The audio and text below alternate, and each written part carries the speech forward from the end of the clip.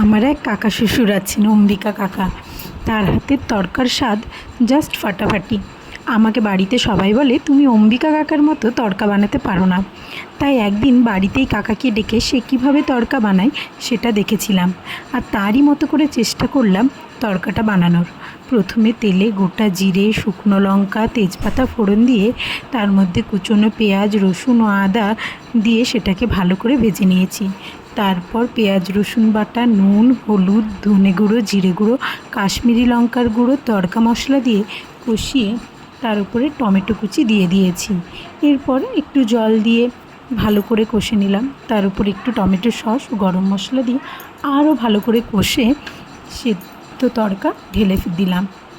এরপর একটা ফ্রাই প্যানে দুটো ডিমকে ভেজে উপর থেকে ছড়িয়ে দিয়েছি, আর একটু কসুরি মেথি দিয়ে দিয়েছি। ব্যাস, এইভাবেই রেডি করে ফেললাম কাকার স্টাইলে তড়কা। খেতে ভীষণ টেস্টি হয়েছিল। আমি অন্যভাবে করি, এইভাবে করে ভীষণ ভালো।